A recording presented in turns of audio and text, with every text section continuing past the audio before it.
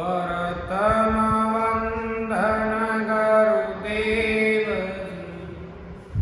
जिन दियो नाव तत्सार द्वेते वंदन राम जी जिन भेट्या भरम विकार तृतीय वंदन सब संत जन अनंत कोहट जन सार जाके पवरज परसता हंस उत्तर जन शरण सतगुरु दयाल को मोकाहिर दे हरि नाम नित भक्त संगत सार की आजीवन मोक्ष सुख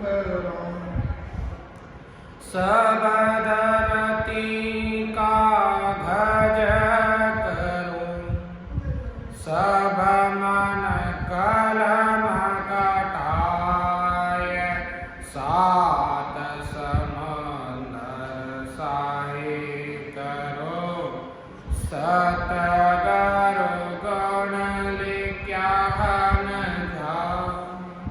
सदगुरु सुखराम जी महाराज ने दिन सदा स्वरूपी संतान ने दिन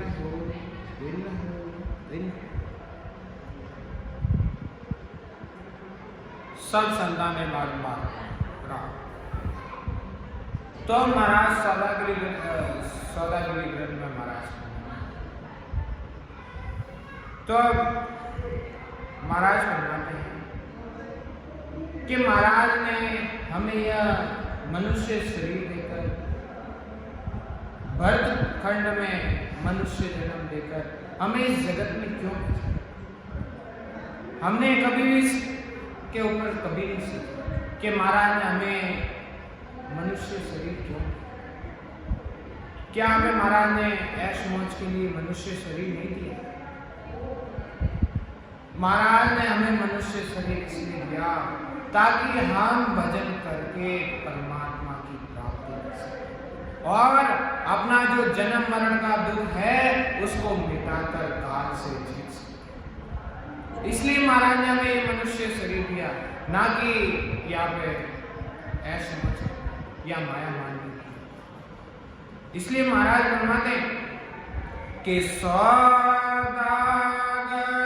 चाल्या जीव सौदे भरत कांड में आ कहीं एक कर गया लाभ कमा कहीं एक मोल ठगा।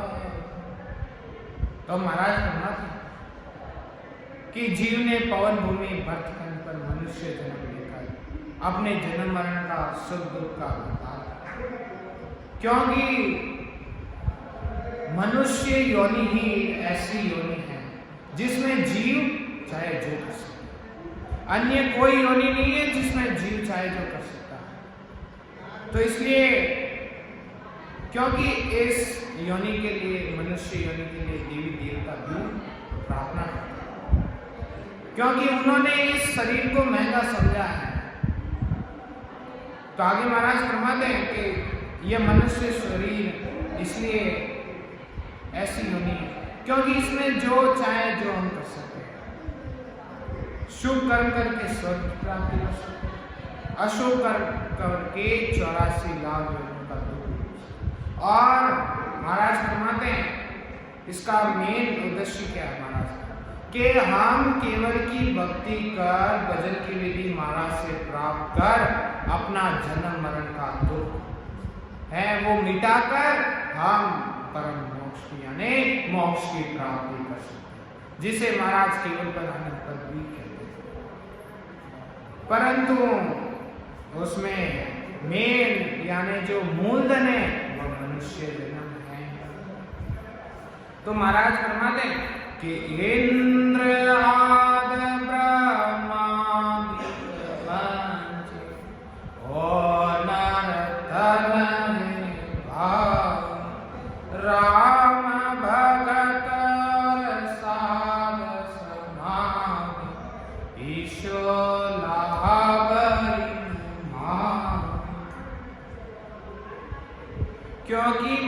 मनुष्य शरीर ऐसा है, इसको प्राप्त करने की इच्छा इंद्र भगवान ब्रह्मा जी व देवी देवता भी करते, और मनुष्य शरीर से राम भक्ति व साधु समागम का लाभ मिलता है। और महाराज ब्रह्मादेव कि नरतन बड़ो पदार्थ पायो, भजन करो नर नारी, सिमरन जिसिया विषया सदा, पशु संज्ञा लेखा। क्या हमें मनुष्य जन्म मिलना ही बड़ा दुर्लभ है, क्योंकि हमें देवों को दुर्लभ शरीर मिला है, क्योंकि मनुष्य जन्म में परमात्मा की भक्ति नहीं करो, श्वास के साथ सुमिरन नहीं करना ही सौदा बेचना व पशु पक्षी साधारण करना है। तो महाराज फरमा दे कि जग की जंजाल जागता विकता, अरे साज पड़ी जग साई, सूता विपत पड़ी सपना में, पशु गाले खाए। क्या संसार मोह में रात दिन दौड़ता है, वह दुख पाता है। रात में सोने पर भी सपने वैसे आते हैं, क्योंकि जैसे दिन भर कार्य चलता है वैसे रात में तो उसमें भी दुख पाता है। जैसे पशु दिन में खाते हैं वह शाम को गुजारी करते हैं और उनका जीवन वही चला जाता है। इसलिए महाराज फरमाते हैं कि घर की गागर गयो जमारो, अरे उदम आपदा मारी, मुँह से ठगे भरे कबूतर, पशु संज्ञा पाए। अब ये जीव किसके अंदर लगा हुआ है? कुटुंब के मोह में, परिवार के पालन पोषण के लिए थकता है, बेईमानी करता है, झूठ बोलता है, मनुष्य जन्म रमा देता है। महाराज ने मनुष्य योनि की तुलना पशु पक्षी से, क्योंकि महाराज फरमाते हैं कि पेट भरे का काम तो पशु पक्षी भी करते हैं। यदि वही काम मनुष्य करे तो पशु और मनुष्य में अंतर नहीं है, इसका आप सोच रहे। तो इसलिए महाराज आगे फरमाते हैं कि नर संज्ञा ज्ञान दान गुण साध समागम, अरे सिमरन कथा विलासा, जागे जीते राम सिमरी, सूता आय व्यासा।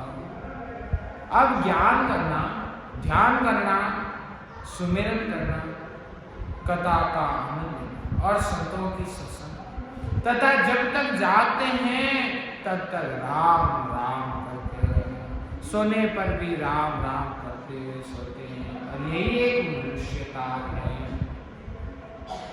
क्योंकि महाराज फरमाते कि माया बरम की रजनी, अरे सूता जीव गाय, सतगुरु आज करी एक ऐसी, राम का हो मेरा भाई। कि जीव का माया से मोह करना ही ब्रह्म रूपी रात्रि में निर्भय होकर सोना, क्योंकि सदगुरु जी ऐसा उपदेश देते हैं कि राम राम कहो।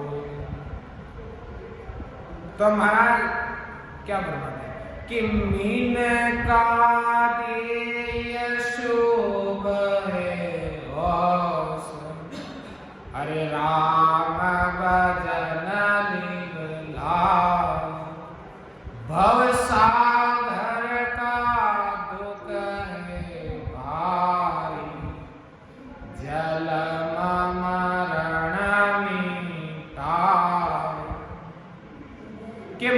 मनुष्य जन्म मिलना ही एक बड़ा अवसर है, और उसमें भी यदि परमात्मा भी मिल जाए तो बात कुछ नहीं, क्योंकि इसमें राम जी का निबंध भजन करने के जन्म मरण का जो बड़ा भाई उसको आप मिटाओ, और वह कब मिटेगा? जब हम सदगुरु जी की शरण लेंगे, उनसे वह भक्ति प्राप्त करें। तो आगे महाराज फरमा दे कि सोता जन्म अमोलक बीते, अरे जाग्या जग पछताओ, जीवड़ो पड़ो जंजाला माई, अरे सपने जन्म ठगाओ। अब महाराज फरमा दे कि जो मनुष्य का अधिकतर समय है वो ऐसी क्रियाओं में बीतता है जिनका फल दुखदायी होता है। वह नींद में सोते हैं तब भी सपनों में जंजाल में फंसे रहते हैं, और जागता रहता है तब भी संसारी कार्यों में फंसा रहता है। जब उम्र के जो अंतिम पड़ाव में आता है यानी बुढ़ापा, तब उस जीव को पछताता होता है कि अभी तक का जन्म तो यूं ही व्यर्थ हुआ, ना ही राम जी का भजन किया और ना ही शुभ कर्म, और वह बुढ़ेपे में पछताता है। परंतु महाराज फरमाते हैं कि बांधा अंत का हर पीसता सिरे, बांधा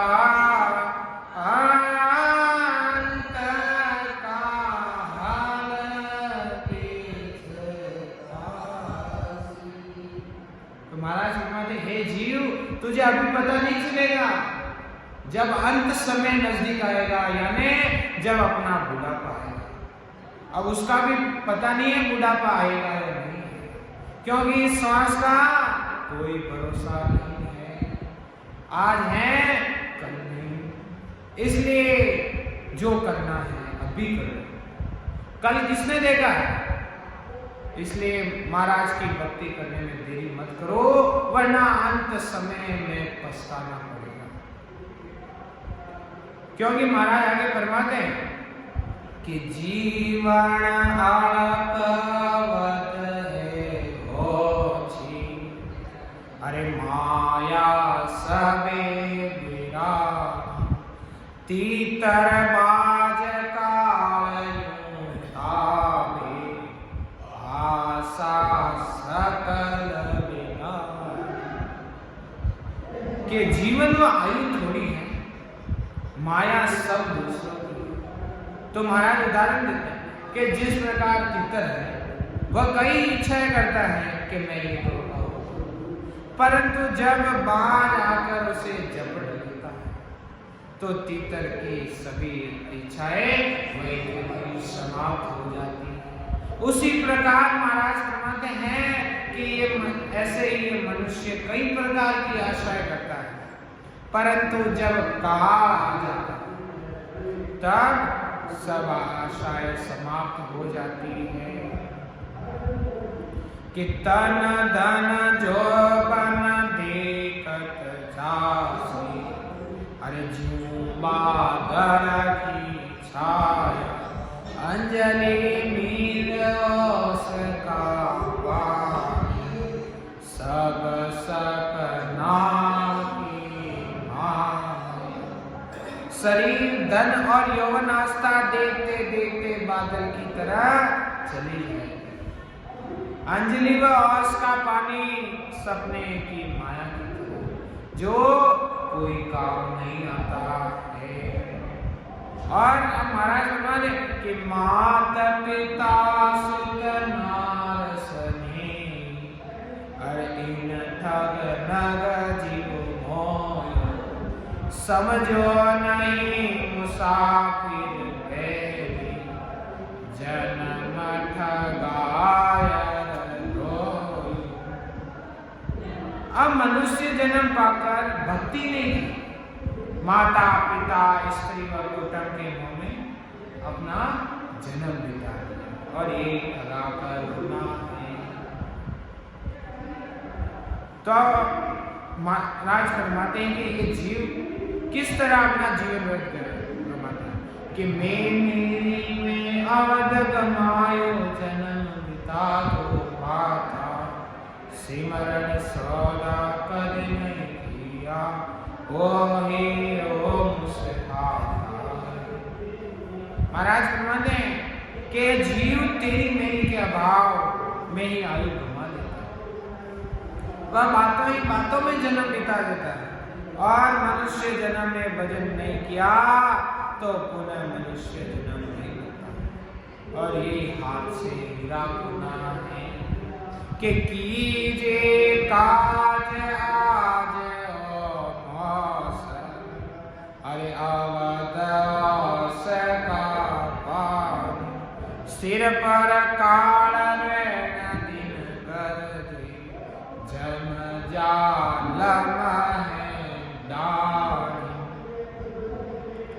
अब मनुष्य जन्म भक्ति करने के लिए मिला है, अब उसमें हमें भक्ति करनी चाहिए। और आयु और उसके पानी की जैसे हैं, सिर पर काल रात दिन गढ़ रहा है, जैसे कर्म करोगे वैसा फल भोगना पड़ेगा, और यमराज अपने ढंग से दंड करेगा। क्योंकि महाराज फरमाते कि उनके पास घड़ी घड़ी बस श्वास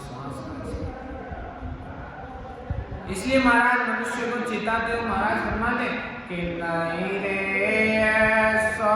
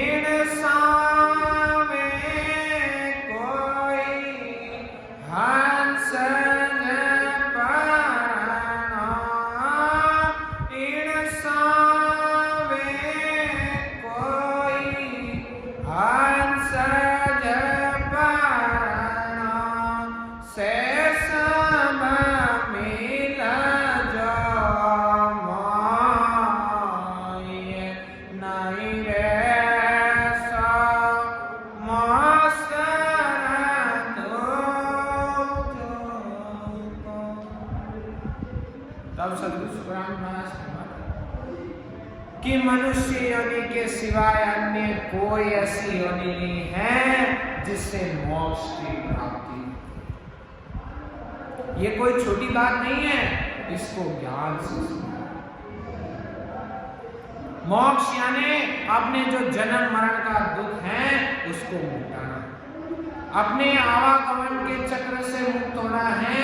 ये कोई छोटी बात, क्योंकि हमें भी पता है एक दिन हमें मरना है, और फिर अन्य योनि से होके हुए फिर वापस आना।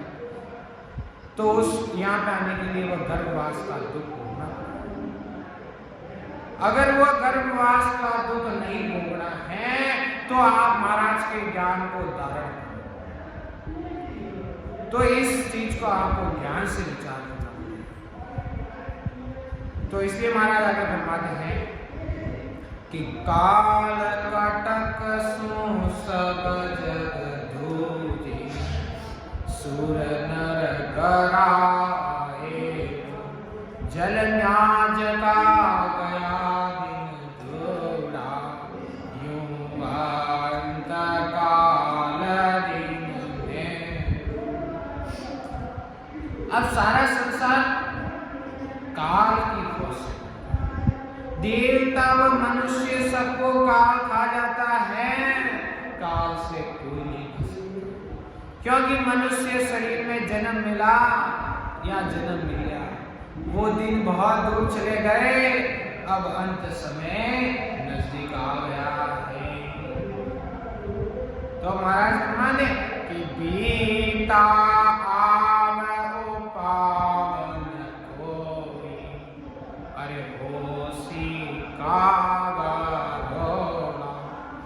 कुटमलुपेरा काया लूटी, जीव जम जीव के दौड़ा। क्या मनुष्य जन्म की आयु बीतने पर कोई उपाय नहीं होगा? कुटुंब भी रो रो कर रह जाएंगे और यही कागार होगा। कुटुंब के मोह में भक्ति नहीं करना ही कुटुंब रूपे काया और जन्म मरण में बेचकर वह नरकों का दुख उठाकर ही जम जीव को परेशान करता है। तो महाराज आगे फरमाने कि पीवा पीवा कर नार पुकारे, अरे पूत पूत कर माई, कर ले कुटुंब कभी लो सारो, दिन जवरे जगत मचाई। अब पत्नी पीऊ पीऊ करके पुकारती रहेगी, माता पूत पूत करके पुकारती, सारा कुटुंब का रोना ही कुरले कुटुंब कबीले और काल के आने पर शरीर छोड़ना ही जमरा का जंग मचाना है। और महाराज फरमा दें कि सिर में घोरा जगड़ा में फांसी, अरे जम जालम है राम, सायब राम कभी नहीं शिव, ओ सब लोक विराम। कि यमराज के दूत सिर में गुर्जरों की मार और गले में फांसी देते। यमराज बड़ा जबरदस्त है, जीव अपने परम रक्षक व सहायता करने वाले राम जी का भजन नहीं करके कुटुंब में घुस गया और इस नाशवान के शरीर के साथ नाशवान लोक में फंस गया है। अब इसे छुटकारा कैसे होगा?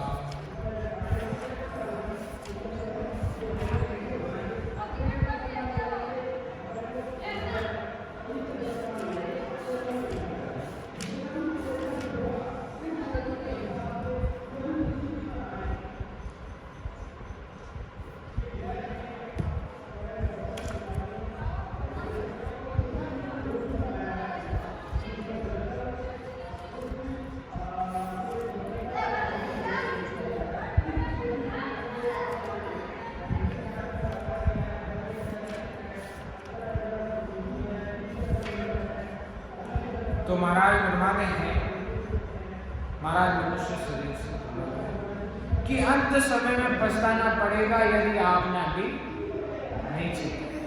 यदि अभी आप ज्ञान रूपी से चेत गए या सदगुरु विधि से भजन में लग गए तो आपका बुढ़ापा यानी वह बुढ़ापा काल को झेल सकता है, अन्यथा वह काल बड़ा जबरदस्त है, उस काल से कोई नहीं झेल सकता। इसलिए महाराज फरमाने बांधा अंत काल पेच तासी रे, बांधा अंत काल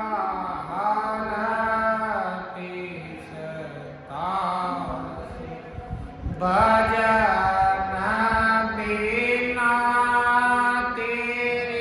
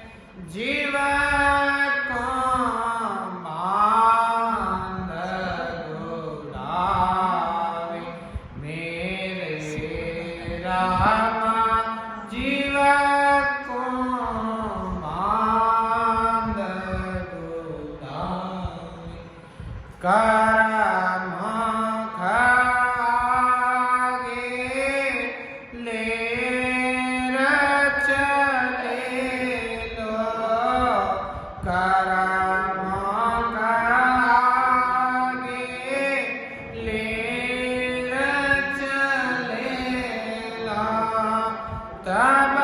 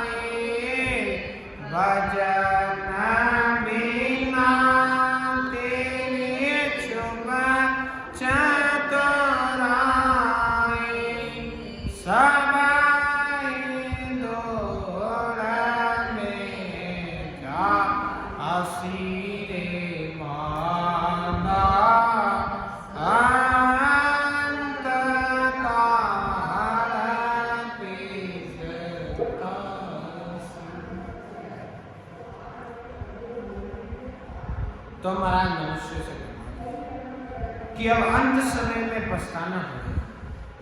भजन किए बिना आपकी सभी शरीर वृद्ध चले जाए, क्योंकि वह यमराज बड़ा बलवान है, वह जीव को बांध कर पकड़ता है। यमराज के मुंह के सामने से जीव को लेकर चला जाता है, उसको कौन हो सकता है? ये अज्ञानी मनुष्य तू चेत जा, या जिसे आप अपना स्वयं का समझते, वह आपका कोई सगा संबंधी नहीं, वह सब स्वार्थ के बंधन है जो। और महाराज ब्रह्मदेव कि आप रात दिन कर्म बंधन में लगे रहते हैं, इसलिए यमराज भी आपको ले जाने के ताक में। इसलिए महाराज सभी स्त्री पुरुष से फरमाते हैं कि आप सभी सुनो, भक्ति करने वाले ही जन्म मरण से रहित होते हैं। तो इसलिए महाराज आगे फरमाते हैं कि बहुत कुटुम्बी जाय खेलो, एको संग नहीं चाही, सब स्वार्थ का देख सधाई, हर दिन बीता दुख भोले।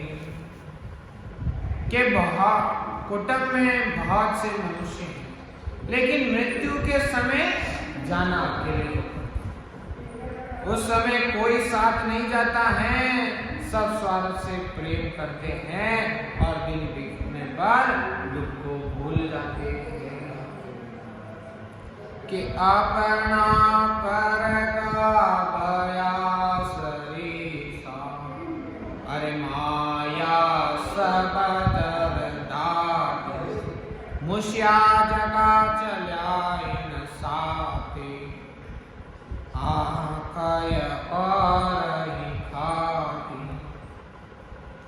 क्या परिवार के सदस्य जो अपने समान थे, जीव उनके मोह में बंधन में फंस गए, क्योंकि कुटुंबी परिवारजन मित्र सगे संबंधी सभी ठग के रूप के साथ थे।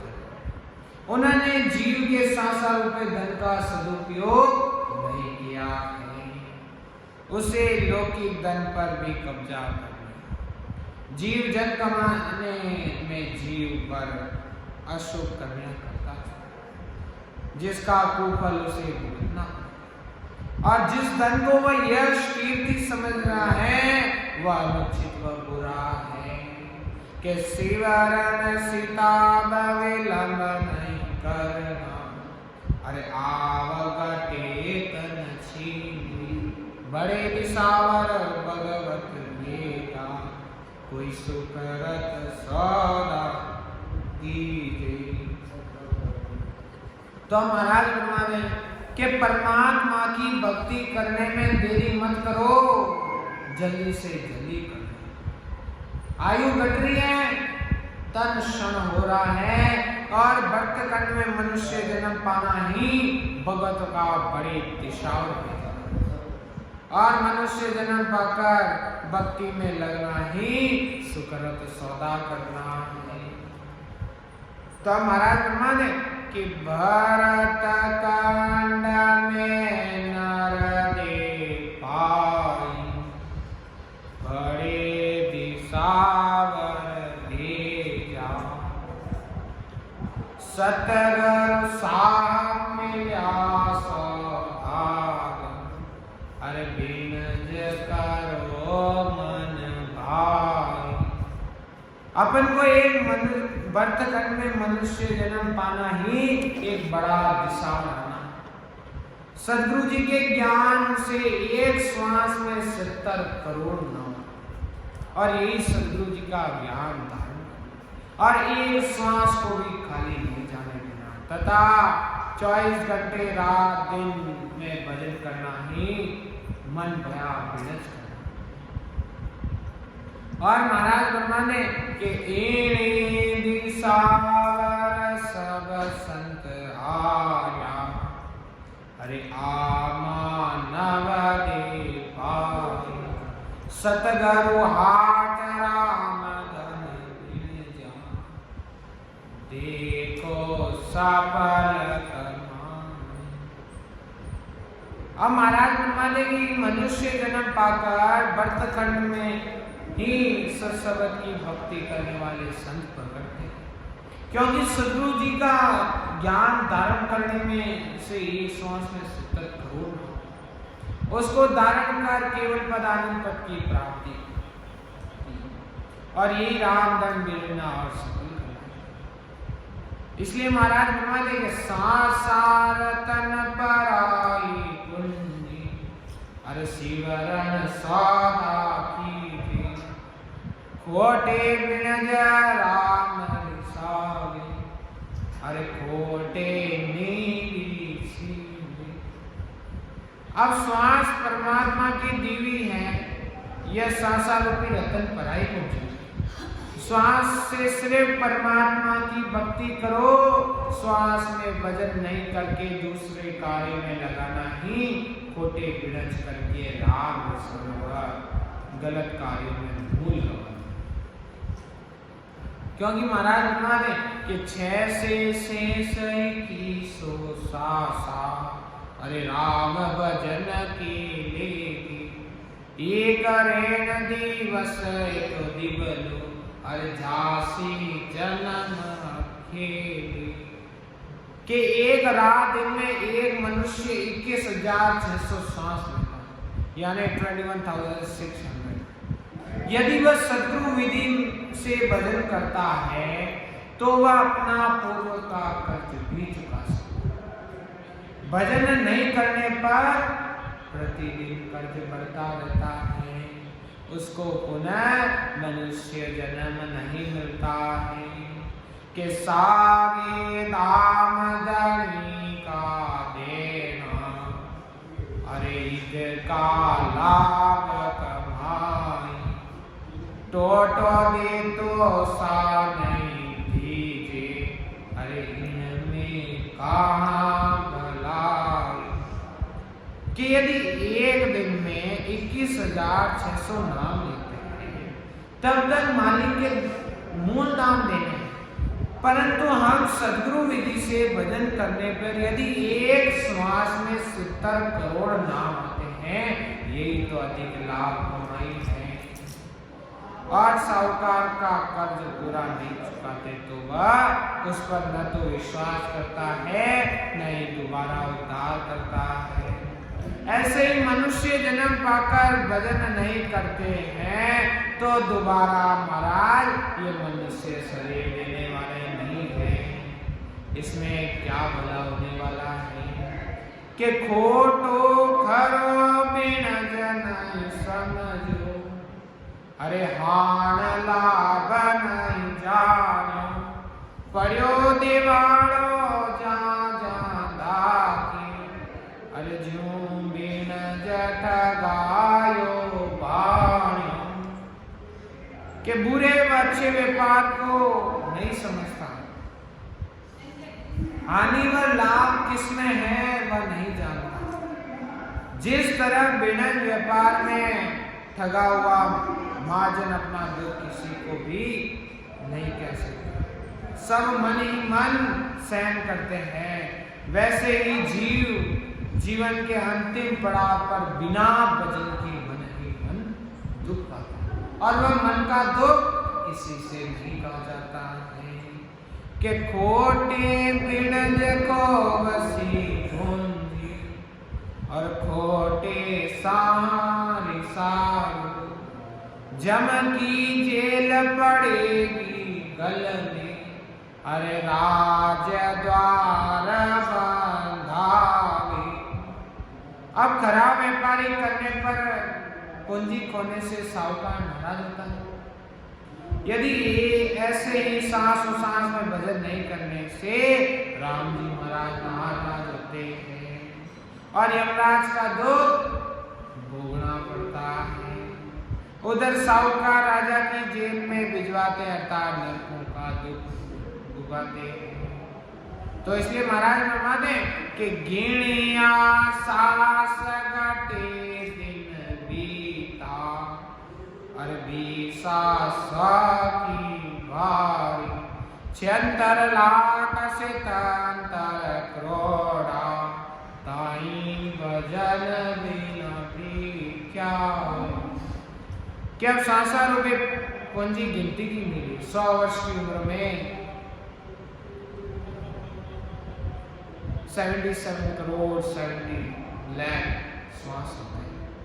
अगर इसमें इतनी पूंजी मिलती है हुए भी यदि अपन भजन नहीं करते हैं तो भजन के बिना भिखारी के समान है।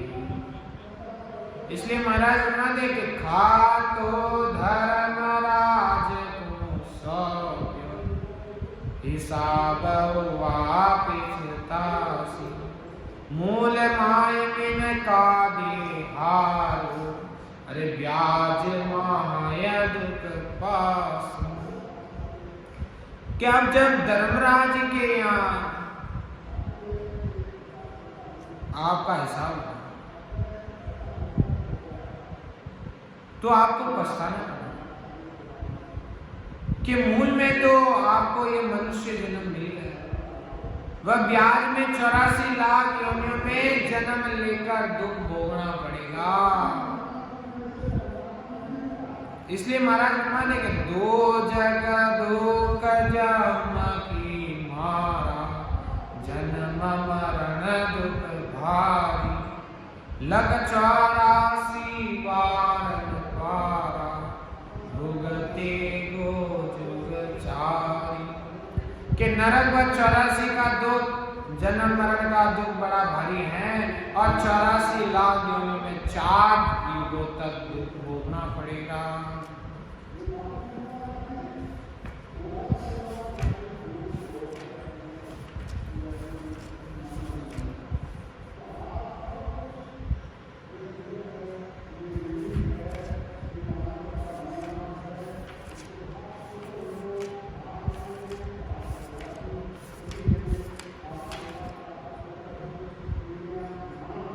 परंतु अगर यदि वह जीव चेत कर भजन करने की लगता है तो आत्मा परमात्मा से प्रार्थना करती कि हो प्रभु, अब भक्ति करना आसान नहीं, इसमें कई कष्ट आते हैं। उन कष्टों से लड़कर भजन करने पर उस केवल पदानंद पद की प्राप्ति। भजन सरल नहीं है, बहुत कड़ी घाटी है।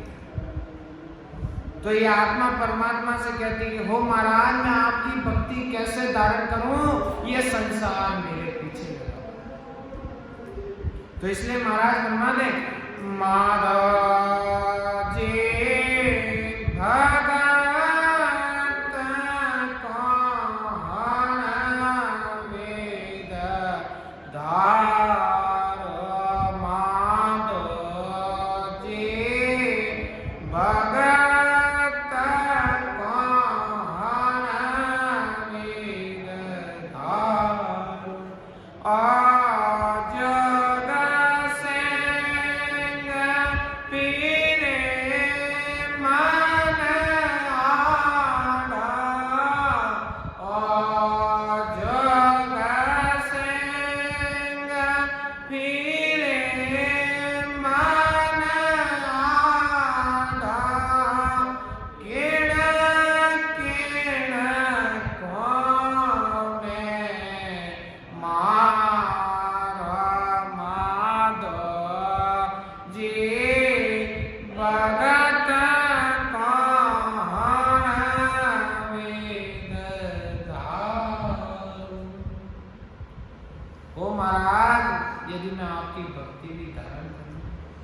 तो किस प्रकार करूं, क्योंकि जब मैं भक्ति करता तो ये सारा संसार मन व्यवता पैदा करता है, और ये करेंगे क्यों नहीं करेंगे। ये 3 लोग का काम है कि जो भी चौथे लोग में जाए उनको पसंद। तो इसलिए आगे महाराज फरमाते हैं कि ऐसा पटाली के गुरुदेवा, अमर आकर्म कमान, बोरन भव जल आवे हंसो, हर जीवन मुक्त होई जाई। महाराज फरमाते कि सदगुरु जी महाराज हंसों को ऐसा पट्टा लिख देते हैं, अर्थात वह सत सबन नियम निज नाम की जागृति करवाते, अमर तत्व का अकन कर देते हैं, और सत्सवत 3 लोक से नहीं बल्कि चौथे लोक से आता। और लौकिक दृष्टि में गाया कि मालिक अपने गायों के पट्टों पर कोई चिन्ह अंकित करके अपना धन मान लेता। उसी प्रकार ऐसे ही महाराज फरमाते हैं कि जिनके सत सबद की जागृति हो गई वह जीव अमर लोक का हो जाता है, और उस जीव को अमर लोक जाने से कोई नहीं रोक सकता है। और सद्गुरु विधि से भजन करने पर हर जन्म मरण से रहित हो जाता है तथा जीवन मुक्त हो जाता है। अब वो किसके द्वारा होता है? वे जो महापुरुष आते हैं जो अवतार लेते हैं इस जगत में, उनके द्वारा हंसों का कल्याण होता है। महाराज ने फरमाया कि वारे वारे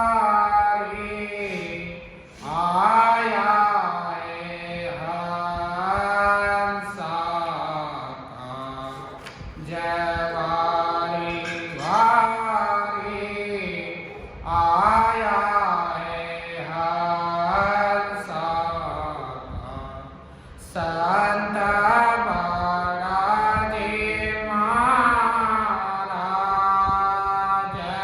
संत राजे महाराज वारे वारे आया है हंसा।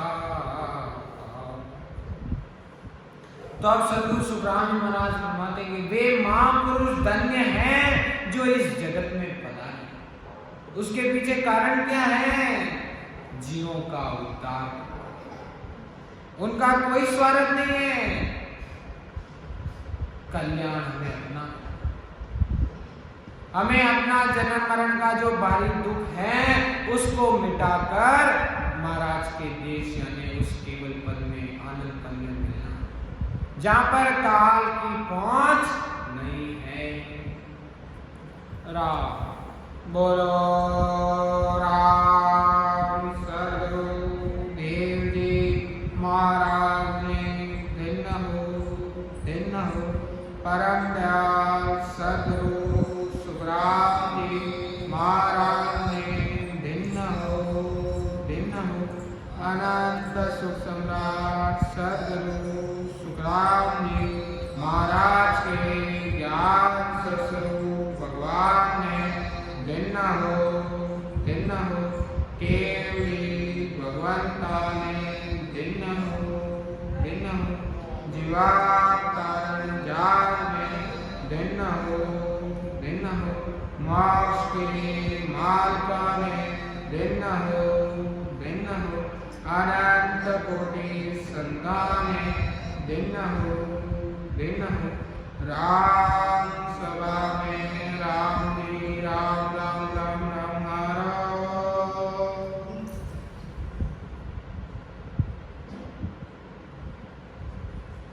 सब